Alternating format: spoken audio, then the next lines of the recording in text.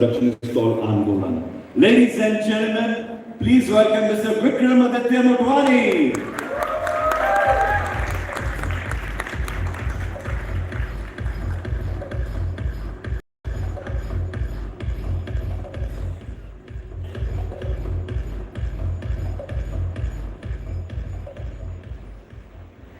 I don't know कि विक्रम ने मेरे चश्मे कॉपी किए कि मैंने उनके. We're looking that on now. Next up, ladies and gentlemen, I've had the privilege of working with this gentleman, and I must say, he's taught me a lot, and after teaching me also a lot, whenever I ask him something, he says, I'm still learning. And that's one of the reasons that he is where he is today. And this man literally needs no introduction, and we all love his films, whether it's Tumbin, Mulk, Article 15, Anubhav Sinha.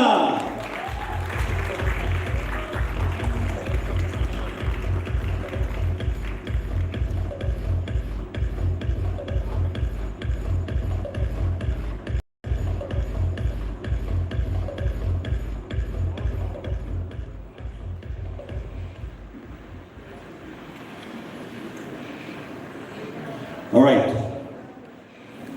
So, ladies and gentlemen, I am also going to be asking Mr. Saurabh Verma. So Saurabh says that he's going to take the back seat for this and he's going to enjoy this session with us. But we do have somebody to moderate. Ladies and gentlemen, before we start this session, I must say there's another gentleman I'm looking forward to seeing here, who I'm going to introduce. And also he doesn't really need an introduction, so when he comes here, he will be introduced to the gallery. So first off, I would like Mr. Mayank Shekhar, film critic and journalist, to moderate this session, please. Welcome on stage, sir.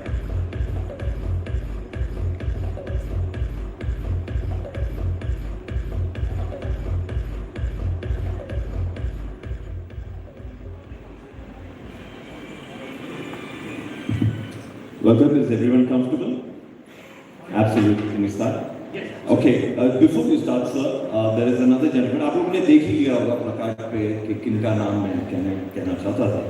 Mr. Anand Dalwai. So as soon as he's here, he's going to join this session. Ladies and gentlemen, over to you, sir.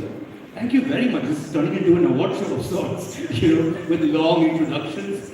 Thank you for the introductions, of course. I have to say there's been some error in terms of how long it's going to take for Anand to come, but a bigger error in terms of scheduling and dates has to be the fact that this is the director's panel, and welcome to the director's panel, but there are all men on this panel. It's a completely male-dominated panel, obviously. That said, these are the top filmmakers in Bombay, or Bombay Films, or Bollywood, or even cinema. I know there's a post-lunch session. Everyone's chilling right now, but we could all do with a bigger round of applause, please, before we start the session. Of course, the conversation is going to be about films, cinema as a medium. It's an incredible medium, that mixes the arts in terms of all the arts coming together. Science in terms of technology, commerce, which sort of puts it together and sort of also pushes it forward. Science, arts, commerce being something that you could learn in school. These are the streams you would do in high school. And then eventually, of course, lording over this process is the director. We'll look into arts and science and commerce through this conversation, but I'm going to ask you, the first question that I want to start this conversation with is, if you were not a director, guys, which aspect or department of filmmaking could you devote your life to? I'm going to start with, by the way, that's Raj and DK, they're two different people. I'm sure you'll do that. For the pleasure of one, starting with you, DK. Hi everyone, hello. So the question is, if I was not a film director. If you're not a director, but in films, which department of films could you devote your life to? Very difficult. I mean, it's a difficult choice between being a writer or an editor. Okay. But I think these are the first two things we did when we decided we want to make our own film. We first figured out how to write a script, how to tell the story, and then figured out how to edit it, which is another way of saying how to tell the story on screen once it's been shot, and then figured out the rest of it. So yeah, maybe writer or editor. That's the problem with two of us. He stole my answer. But yes, we kind of taught ourselves writing, editing, sound. Put us in any department, we can do it. Hopefully, that's how we knew how to make films. We never knew that we'd be working in studios and all that, so we just wanted a self-sufficient, direct unit that we could do most of it. And lately, he is acting, of course. I don't know. I would love to be an actor, but I just wish I was better. You're basically a great actor who became a director. Like so many people I know. No, I became a director so I could cast myself. How about you, Anubhav? Yeah, it's a similar answer actually. I was an engineer and I became a director, and then it was out of no choice that I had to start writing. And it's been like 30 years that I've been writing, and now I enjoy it a lot. So if I was not directing, one, I'll be half dead. But the other half which remains alive will probably die. And you're a producer, that you already are. I mean, that is. Don't go there. Don't go there. What is that? I don't want to open some doors where this conversation will go elsewhere. No, I would not produce. If I was not a director, producing has become a rather inconvenient business. Producing. So financing and producing are two different things which most people don't get. But producing has become a very inconvenient business. So no, I wouldn't produce. Vikram? I would probably, if it's right at the top of the career before I became a director, I would say cinematographer. Right. I love photography. So I think, I think there was a moment when I was an AD, I was still considering whether I should go into cinematography, then I chose to be a director. So, yeah, if it was Should be a track to stage one. But if I had to choose today, I would probably say that. Editor? So, I mean, because you said you should not go there, we'll definitely go there. All of you are also producers. That was a subtle invitation. Yeah, I know. You shouldn't have said that. Now, given that all of you, while you're directors, you are also producers in your own right, do you think it's essential in some form or the other to own your work, to sort of have a final cut, to be a producer when you're a director?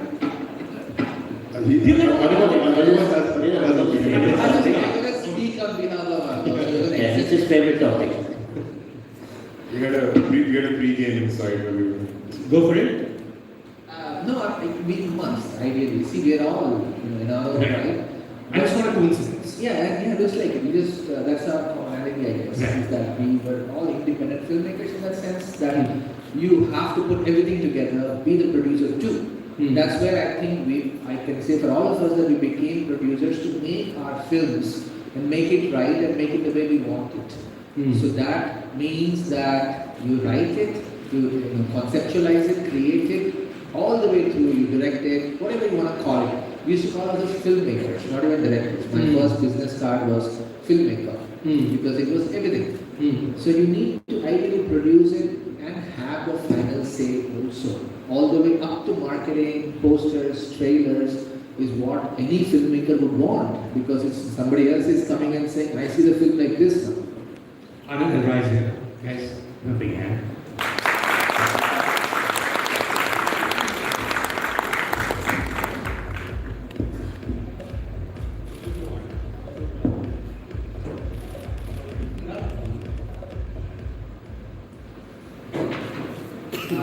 To bring Anand up to speed with what we're talking about, we're essentially talking about, which actually goes right up your alley, in the sense of how important is it for a director to also be a producer. In fact, you're as prolific a producer, if not more prolific as a producer, than even a director. How important is it to own your work, to have a final say, to have a final cut, as they say, when it comes to films, for a director to also be a producer? Is it essential?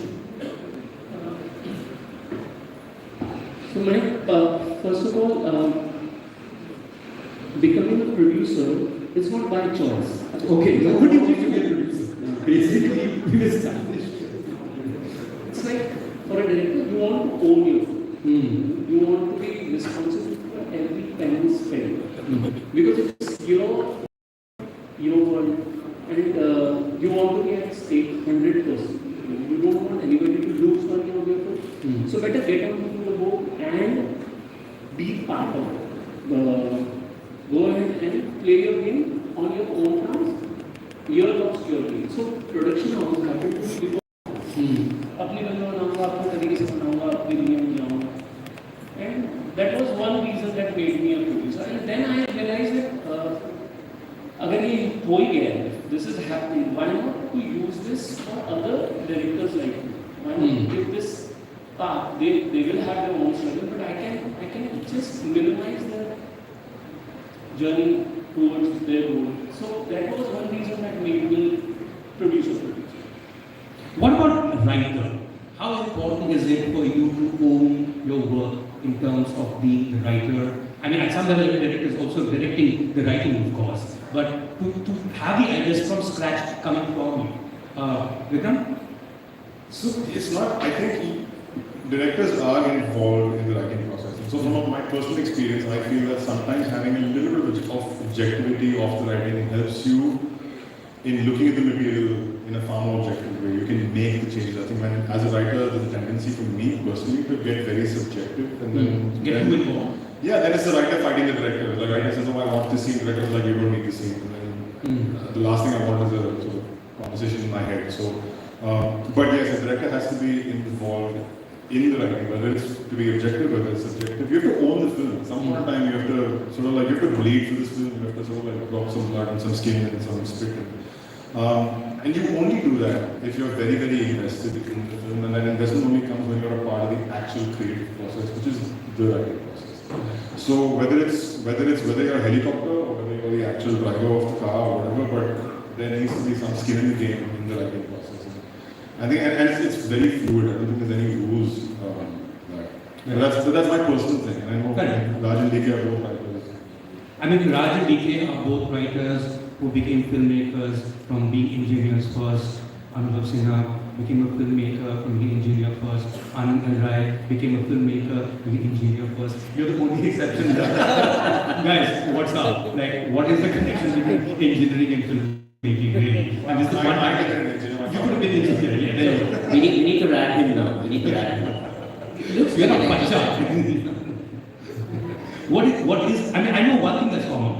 One thing that's common, at least I can say for this particular panel, is that there are no women in engineering class. And that many female directors. There really aren't. Even that hasn't changed in all these years, has it? In terms of the representation of women in among directors at least, or in the crew, they may have. It's marginally increased, Okay. and which is a good sign. And hopefully it will. I think the number of women directors has, and compared to when we were like starting up in the beginning, I think definitely there's been an increase in women directors.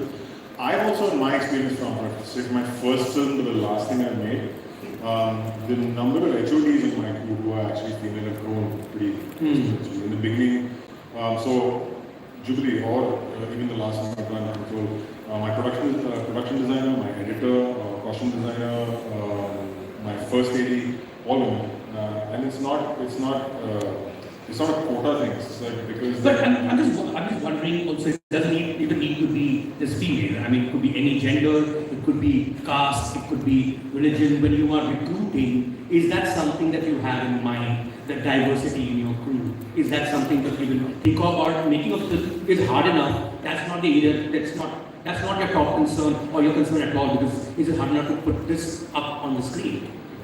I do actually, but I cannot explain how I formulate it. But I make You're conscious of it. very conscious effort, instructions to the people recruiting the teams. So yeah, there is an interesting representation of everyone, but it's not very neat to elaborate how. Right. Answer? For me, it is never. I love my industry for one reason that it never comes to the past. Gender. It's purely telling them how much HOD or a technician can give to your film.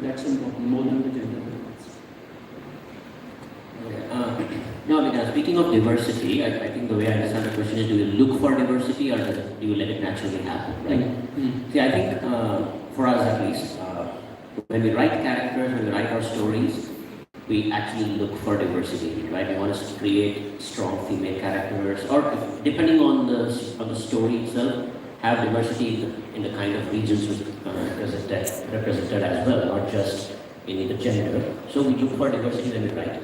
That automatically leads to diversity in casting. Beyond that, I think when you go to hire a technical crew, I think most of us we tend to pick the people that suits the project best. So beyond that, at this point, see, we're looking for a DOP is just a reality that probably 1 in 10 is a woman, and they're outnumbered 9:1 in that sense. But when it comes to production designers, we're more women. When it comes to costume designers, there's probably way more women than men. So Maybe editors also, right? Way more editors who are female. yeah, so certain jobs, but yeah, it's a matter of that catching up. And I think, yeah, in that case, we'll probably look to get whoever is best suited for this kind of firm. But when it comes to writing, we are very, very conscious to have a female writer on our team. And of course, our writing room is full of a lot of young women, so that we get the perspective of the women also, so it doesn't become like a, if I may use the word, soft fest, right? There's one more thing. No, I get it. There's I one think more okay thing. now, no. There's one more thing that I have started doing in the past few years. You know, when we wrote scripts earlier, all your important characters would be upper caste. Your heroes would be upper caste. Your character actors would be upper caste. So now sometimes it is inconsequential which caste they come from. But You just give it the last name. but I make sure that it is so just a surname which may be said twice in the film. But I tell all my co-writers or writers to be mindful of that. I mean, since we're talking about how things used to be back in the day, all of you have been in films for longer than at least 20 years, right? And I'm just wondering if you decided to become directors now, how different would that world have been? Would you have started out the same way? Because I guess you could have. You would still be Sanjay Leela Bhansali, still making the same kind of movies, so you could be part of it. I think what's changed though is, and all of us, I think, got our break by making an indie movie. And that's where we sort of start off. That world has changed. I don't think the indie film in the theatre exists as it was 10, 15 years ago. So the question here is where do we get our break? How would the world see our work?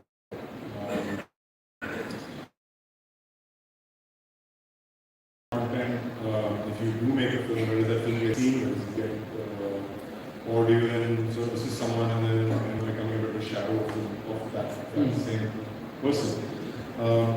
It's not that when I became a filmmaker, it wasn't that I wasn't there. Yes, and in that moment, in fact, it was like, oh, we should do a rom-com. That's the best way to get a film made, because you get a star and you get a producer. You stick to your guns because there was still an option to say in the by 2010 that okay, there's TV, the distributor program to be able to like take it to the movies, and that's the same case for me, for anyone here, for Anurag, for Dr. But I'm just wondering today, and this is the question, not even I just think today that opportunity. You have to say, okay, who are the new directors that I've seen today that are exciting? That number has come down tremendously. The exciting directors are not, their films are not being seen. So there's a current board who's made Fairy Folk, there's a Natesh Hegde who's made Pedro. They're phenomenal directors, but their work's not being seen. So how does one? So either you're like Raj and DK who are producing something for a director to go out there and say, whether I do a series where a certain amount of directors can go where else right now. Because again, it's opportunity. Right. And so, I mean, you started television, if I'm not mistaken, and when would you? Well, I don't think anything would have changed. Maybe being a student of cinema, you understand the present generation, or do you present audience? I remember when I saw Uran there, it was mine. I attended his success party also. And today also, if somebody comes and makes something like Uran, I think the point is that we were talking about the directors. Yes. My thing is that talent will never go unnoticed. So for the young people I saw in the audience, and we sort of know your journey, if you were to pick that same call right now, as they would be, where would they start from? So, like, Uran was 2010, if I'm not mistaken. 2010, and 2018 there was Newton. Right. Again a very gutsy film, and it did its business. So my point is not about coming to theatres or coming to TV, I'm talking about the talent. I think that's very important to nurture, obviously, give a chance to new directors and the talent. So, Anubhav, would you agree? No. I think if I can't speak about the rest of them, but I think if people from that generation that we come from, if they started today, they will be more pliable directors. More pliable directors. Because when we started, so I was remembering my first film, Tumbe. Some people thought that the first half was slow, some people thought the second half was slow. But I was never thrown choices at me. People came and saw the film and they said whatever they had to say. And then I was in the middle of the ocean, trying to figure this response. I got about 3 minutes. Right. And then I did whatever I had to do. And it became successful. And then it happened to me several times. So during those days, the call rested with the director. And it still does to an extent. At least there is a pretense for it. But so we have to climb those mountains on our own. So we have the confidence that no threat. We trust our instincts more than we trust the data that's thrown at you day in and day out. Meaningless data. Testings and stuff. The testing that people, now the distributor also knows about the pacing of the film and everybody knows exactly about the film. But that's not the case. Nobody knows anything about the film. It's such a young art. It's still developing. And I think the flight of the director is terribly curtailed today. And it is like American. Today, as against in the past, you're saying. Yes. This is the worst time to be a director. No, Then, of course, when we work with those independent producers, they would have this gut feeling about you. It is like the House of Medici or yeah, they say, unfortunately. This is how I got my first film. I was directing music videos for Bhushan and Bhushan called me as a picture film. तो मुझे कभी खाने को आया बनाओ कहानी है हाँ है चलो कल खाना खाते हैं लेकिन खाना खाया 5 मिनट खाने से picture film. So money used to earlier foster art. And today that relationship is extremely lopsided. So money has all the power. And the famous going game is the algorithm, which to me is a cage. Let me explain, I'm sorry if I'm much. no, please. The algorithm is a cage. It is a tool of illiteracy. I heard alcoholism first, by the way. Which is also a key. So, I grew up in a house where my father used to play bigger muffin all the time. So, to begin with, it was boring. Who is she? What is that voice? And what is she saying? You know that. Then I got used to her and then I fell in love with her. Now, if there was an algorithm at play, now it will eventually take me to other singer, other Urdu poet, whatever. But I met a friend called Nayyar Zaidi who took me to Bob Dylan. So, and I fell in love with Bob Dylan. This is how art is supposed to expand and spread and fly. But if you tell me, Anubhav, this is how the audience is behaving and this is what they are going for and first 10 minutes people leave the show and whatnot, then it not only intimidates your instinct, it potentially kills your instinct. And then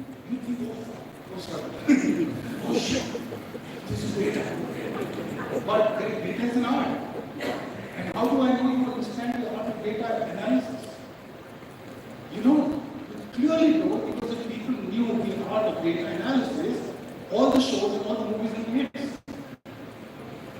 And then one breakout movie comes out, it becomes a hit. So let's say 12 Fail. Is an example. It is called an aberration. But when an action film becomes a hit, it is a trend. And I really understand why. Best explanation that I have is that they don't understand why. So they create this data and they good work.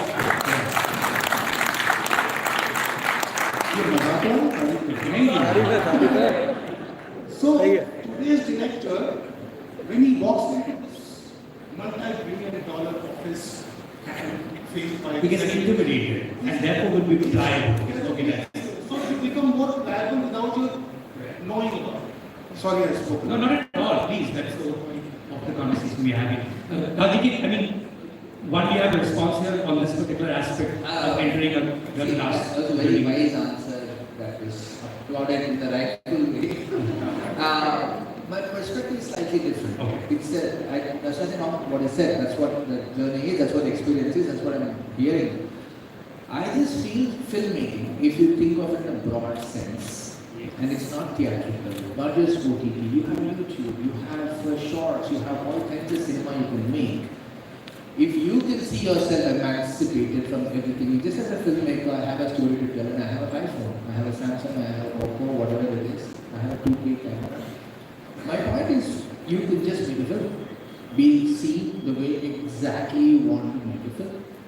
So there are no trappings. If you see it that way, you have to see yourself that you're not trapped by all the trappings, and this is how they are wanting you to make, which is where we are all stuck at. That I understand. We reached a place where we are fighting dark forces. But as a filmmaker, we just snap out of it and we retreat from everything. There is a way to make the movie you want to make. So for the filmmakers I'm talking about, this is a time to just express yourself. You have so many ways to do it. Later we'll end up in a position where alone we are all alive. And then, come to that point in life. The point that I was trying to make is that this is not our fight. See, the problem is that film is business and it's also an art. Right. I'm sorry, but I keep giving examples of food because I'm a food lover. If you think McDonald's makes burgers, you mistake. Burger was an art, which was merchandised into this huge conglomerate. So people who have not had the real burger, they think McDonald's makes burgers. So the present system of the money's dominance over art is trying to make burgers. And if you continue to make burgers in a merchandised form, you lose the art. Because that is not being allowed enough oxygen. Because that is being stifled with data and executive decisions and whatnot. And this isn't how the money and art relationship is supposed to be. Money is always, every king from the 13th century, 12th century, go back to how many centuries, every time he supported art. No, we still have those kings. They could be corporate houses. They could Yeah, be but Yanis House of Varoufakis, Reemanis, etc., etc. Yanis Varoufakis is very famous that the extreme of capitalism is imperialism. We are almost there. I think coming back to, well, of course, we are in the commerce side of the conversation, and I think one of the things that Panasa mentioned is the fact that he saw a film like Youth in 2018 in a theatre that did really well. In fact, until 2019, you see a lot of these medium budget films doing exceedingly well in the theatres. I mean, low budget movies were never a thing. They were always wiped out of the cinemas in any case. Then the pandemic happens. Do you think that medium budget movie, let's say Ayushmann Khurrana film or a Rajkumar Rao movie that was doing a 100 crore plus number, that's been wiped out now and completely taken over by what are movie, spectacle and blasphemous. Is that something that you think about as directors when you think of what story to make if it's going to be a theatrical? Do you think the medium budget has been badly affected when it comes to cinema post-pandemic? Or is it just a phase? If Okay. And then I have a reason. It's for us to understand, as makers, as directors, as storytellers, it's for us to understand, it's the changing audience. Every decade you will find a change. You will find either the maker is getting evolved or the audience is getting evolved. You have to get in sync. Either you have to get in sync with the audience and get them to know, or the other way around. This pandemic, I feel that COVID time gave us a jump, a gap, Right. where we were disconnected with the real audience. What is the real audience? For me, like if Yes. you ask me, at the time of pandemic, before pandemic, I was making one film which had to go on an OTT. Along with this, I was producing two more. I had no other way around but to go to. That's the Yes. But stay to. So, I personally felt that there was an emotional gap between, or a disconnect between my theatre-going audience and me, which I had with. And I'm not talking about success or failure. It's about getting something from it. There's something you want to say, and there's something they're not able to get. Is that what you're saying? That's the gap. So at an average, every 2 years or 2.5 years, I make a film. But because of that pandemic, that gap got 5 years. Right. So that disconnect and the changing audience, I was unable to catch the pulse or how to say, even if their rejection taught me something. So there was no rejection, no acceptance. I never came to it. There was this definite disconnect, which I personally feel as a director, I suffer. In today's time, if you ask me, these are the times to go and again jump into those medium size. But you have to keep this present audience in your mind. Tell them a story which is relatable. You have to understand this Gen Z audience. जो पिछले 10 साल में हम लोगों ने छोड़ा. That's what I think for that medium. I think the other thing that's happened in the past 7-8 years is, of course, the advent of the OTT. And what it's done to at least 4 people in this. Obviously, I don't think you made series, but all of you have made, in fact, you made 2 last year, right? It's like 10 hours of content almost. You've just finished making one. You had Jubilee this year. When you are turning from a film director to a series director, from a logistics point of view, but more so from the writing point of view, how do things change? Because this is also a completely new medium. In another world, it's the TV guys who would have jumped into this. Because it's close to television, it's more TV than films. But it's actually the film guys who started making series. One, how did that happen? And why did that happen? And how did it change your life in terms of looking at your craft differently? So yeah, see, that was always expected. Like we were like, as I said, we were toying with the idea of making a series even before the TV on Netflix came to India, but we didn't know how to go about doing it. We were just hoping one day like an HBO would come and we would get to make it. And as it turned out, Amazon and Netflix came, so we were literally almost one of the first people to jump onto that that format. And we started, while we were busy making movies, we started developing our first screenplay for a series.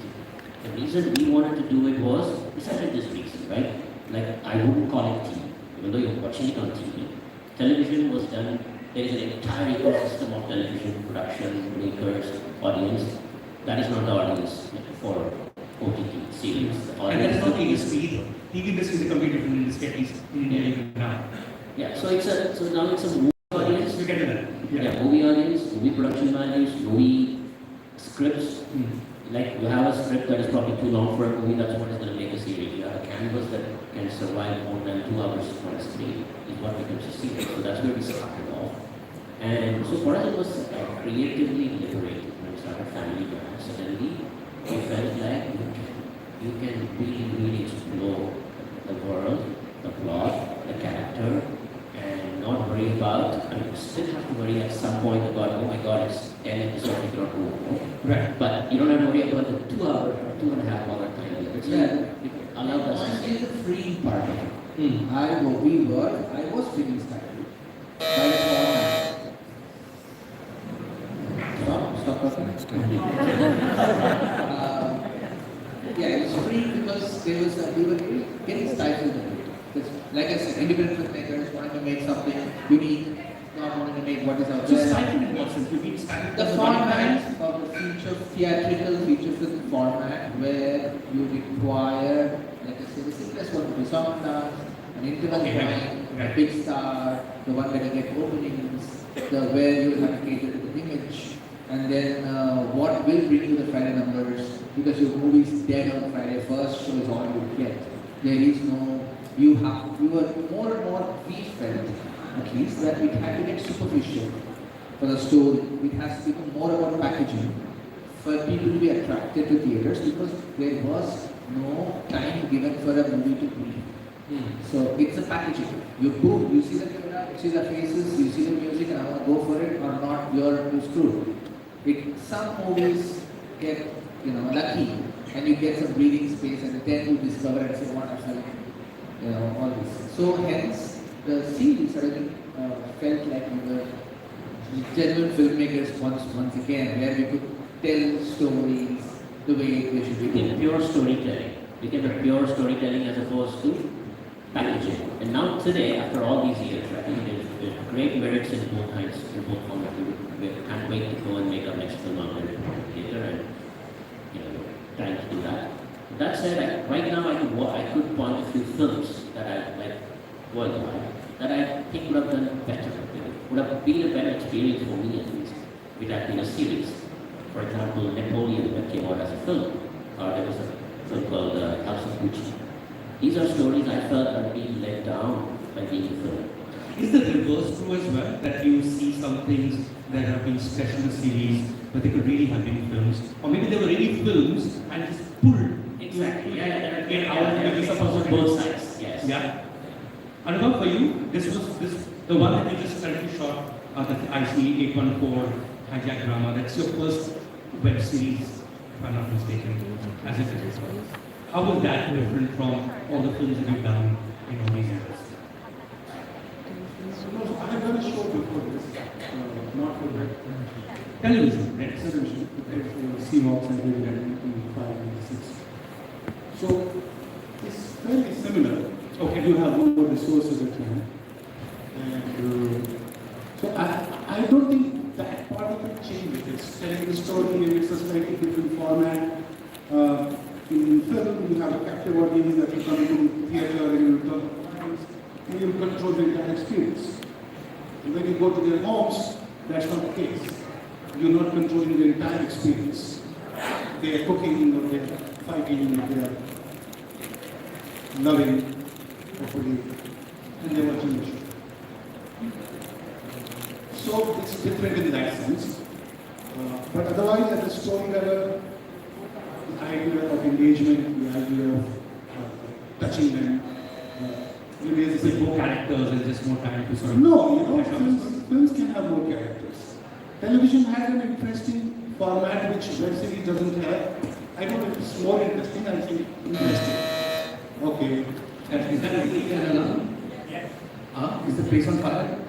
Do you know this? For sure. Sorry, yeah. On television, what happened was you saw an episode and you had to wait another week to watch the second episode. So that the telling had to be different. Now all the episodes, most more often than not, they come together. Now it's your choice whether you want to see it tomorrow or the next Thursday or whenever. So that is the only difference in terms of where you end the episode, engaging in. I'm sure that's from the audience's perspective. When you are sitting down to write the show, to shoot the show, how does that change for you? Nothing. That's all you are looking after. That I want them to binge my entire show. Okay. So it ends and you Get a hook. and no, you cannot say, oh, what a show, I'll watch it tomorrow, the next episode. You should not have that time, you should just go to the next one right there. So you write it in that. So you write. So if that design changes, but that's only about the beginning and end. Otherwise, then it becomes a 45-minute film, which must leave you asking for more.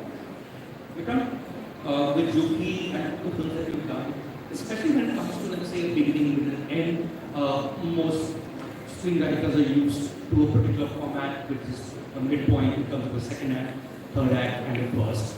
There is the second act that just can carry on forever, right?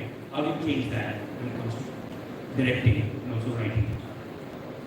I think as to what you also said is the fact that you wanted to be left, every episode be left with a place where, okay, next.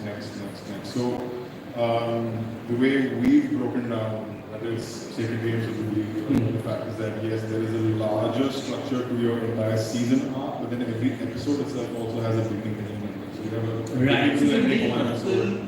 You're making a film within a much larger film, within a much larger film. You know, there's I think the very, very primary difference, if you look at it, it's not, again, no rules to it, is that movies are stories, movies are about stories, they're about plots, and the series are about people.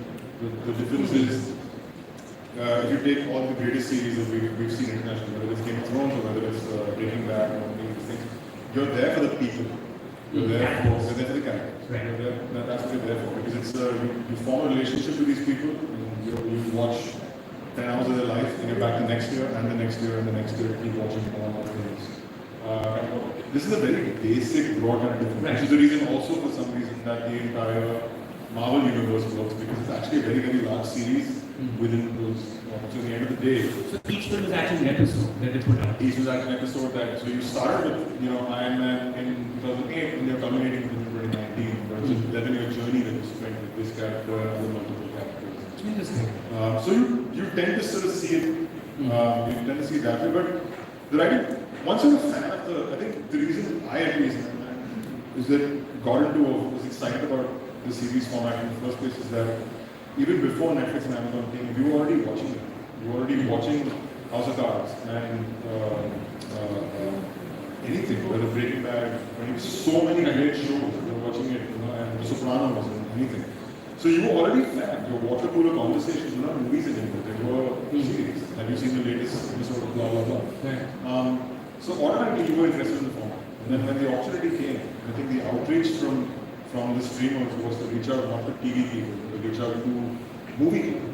Because this wasn't television. This was about cinematic series story. Also, India hadn't had an HBO moment. I mean, Exactly. they had it in '99.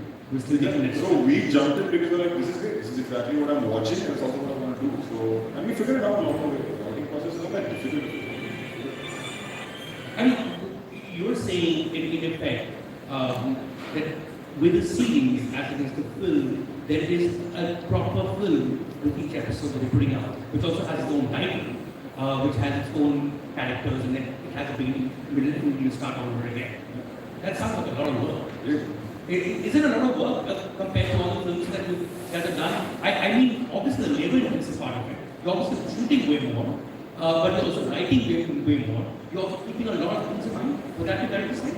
It is a lot of work. It is into 5 into 6 times between the feature film for sure.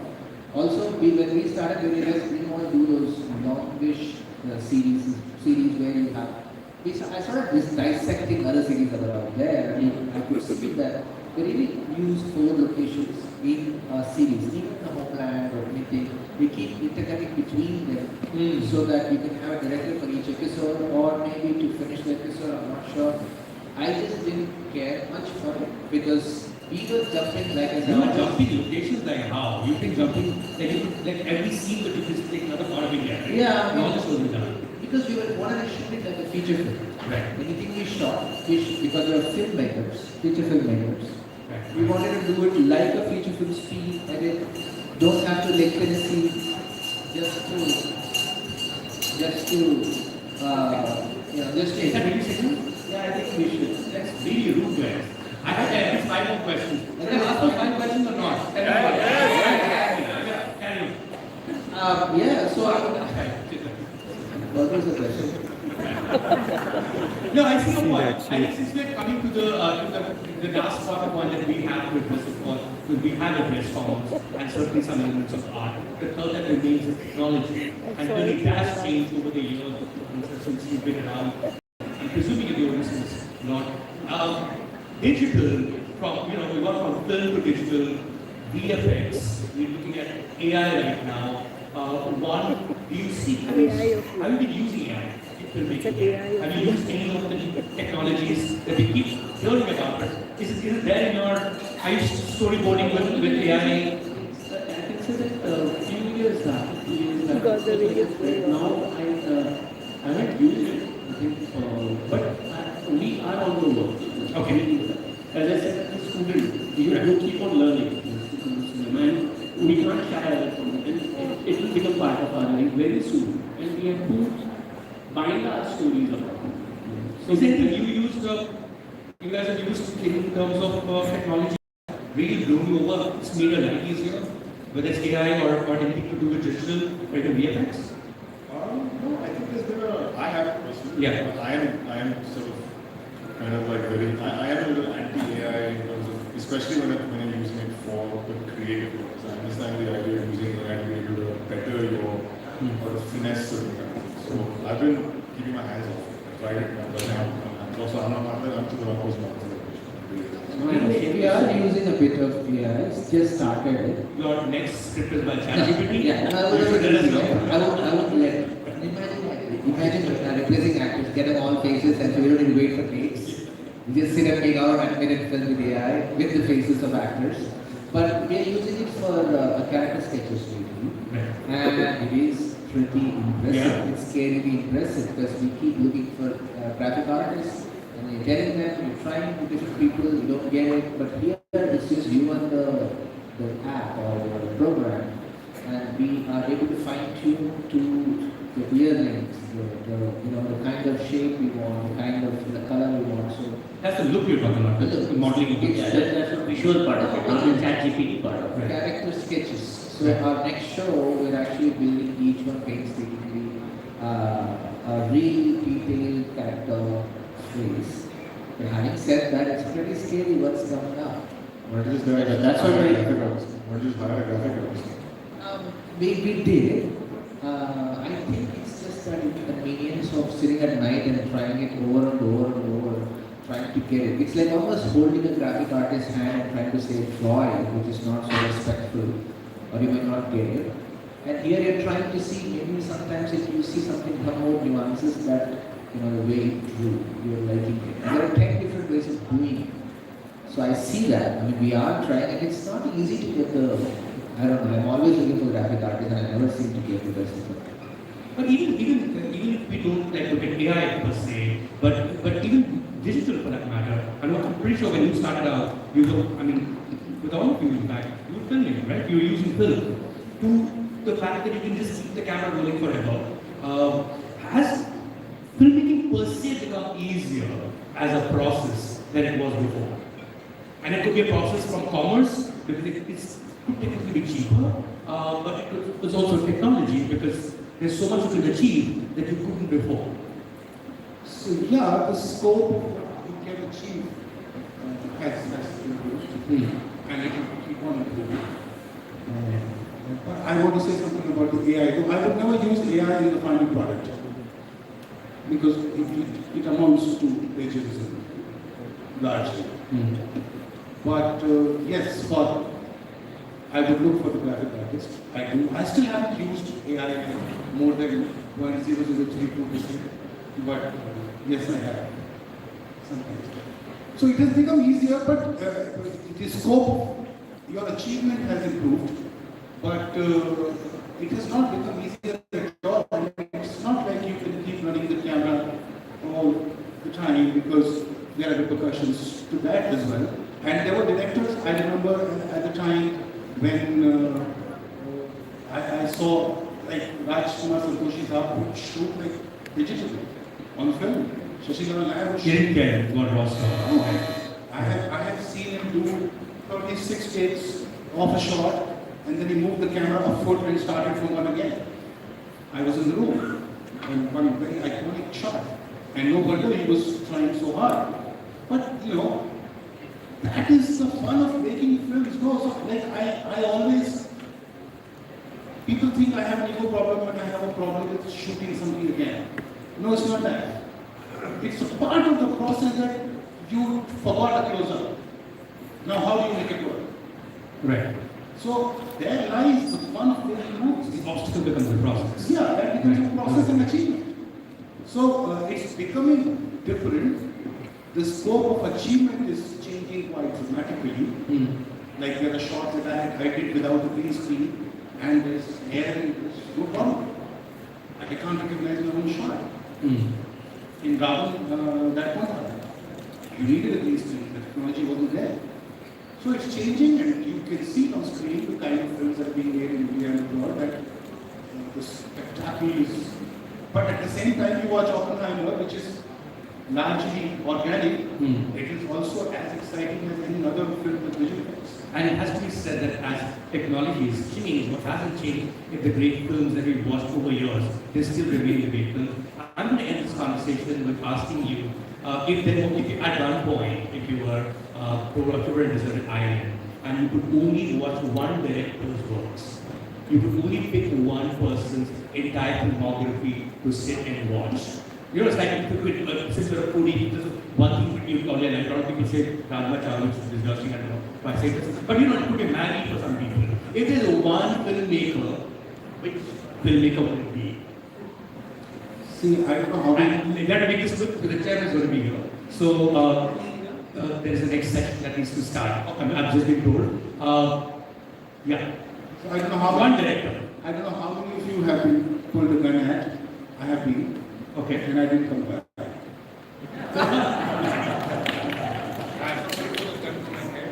Was the gun loaded or no? Then what is the point of the gun? You're still alive sitting here. No, I didn't comply. It was a gun to my head. You know, all you see is inside of the barrel. You are trying to see the bullet, and you don't. And I didn't comply. So you assume that the person is a law-abiding citizen. So I'm not complying to your question today. Okay, start. Like one director? One director. That's all I Basically, when I'm asking who's your favorite director, you have to choose one. No, it may not And necessarily. it need not be Indian, it need not be, I mean, it could be international, it could be anywhere. No, it's not about being the favorite director, but if I just imagine a world where I can only watch one director's films, so I should at least choose a director who's made a few films, not one or two. So that's Yeah, that's at least I, You have enough time to live. yeah, at least I keep my life occupied. So if I have to name one, I think I would name Spielberg. Spielberg. Because of the variety of work over decades, so it will keep me occupied. And the range, right? Yeah. Even for the smart answer, but if I had to pick one, I'd pick David Fincher. So you watch the 6 films and then you're done. I know. I just go with 6. Then I'll write my own stories after that. Ali sir, since you chosen how to answer this question. My favorite, all-time favorite film I learned by watching his films is Raj. Wow. I was thinking of it. Coincidence. I would pick it. You pick something good. And I really thinking of you, after all the work you've done, all these people pick your films as well, as to watch whatever. Thank you so much for this session. Thank you, gentlemen. Before you leave the stage, can we have a photo of the all the directors in the front taking away? Thank you, gentlemen. And thank you, ma'am. What's that? We look at everything. Thank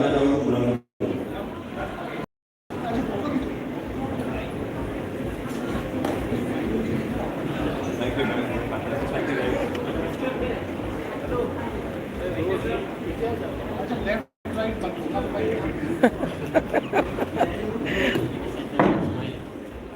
Just one with the directors, please. Thank you